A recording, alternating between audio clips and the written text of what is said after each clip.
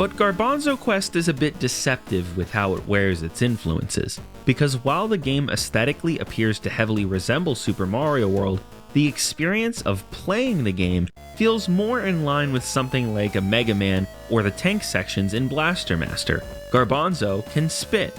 Enemies take multiple hits to defeat. Garbanzo doesn't run unless he has that particular power-up activated. Many enemies shoot projectiles that have to be dodged or countered. In actuality, the shooting aspect of the game more closely pulls from bullet hell titles like freaking Brotato.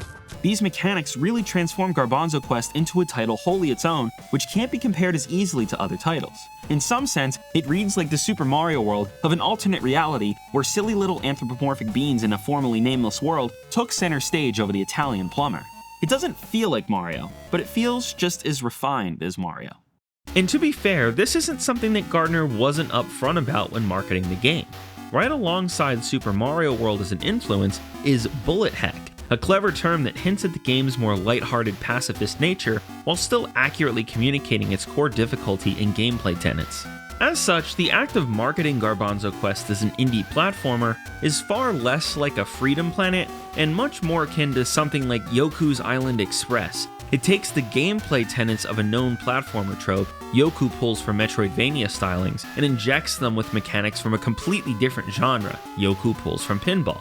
These sort of games are much more of a gamble because now a lot of the assumptions both developers and players can make sort of vanish into the ether. It's now far more difficult to assume that something that worked in Super Mario World would also work in Garbanzo Quest because, well, did it also work in Brotato?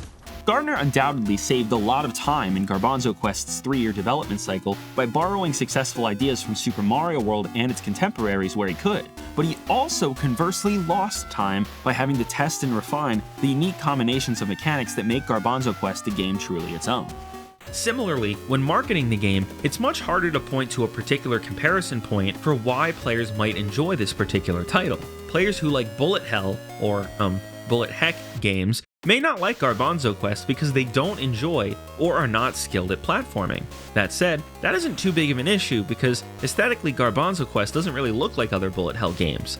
It looks a lot more like a Mario game, and in Mario, enemies tend to be rather passive. Only a few enemies target Mario specifically, and when they do, they tend to be the focus of a particular stage or segment. Garbanzo Quest, meanwhile, is full of enemies that frequently target, stalk, or otherwise hone in on the player, and when that's combined with the numerous amount of bullets to dodge, having to weave between these very tense obstacles risks being frustrating to players who expected something more Mario-like in terms of difficulty.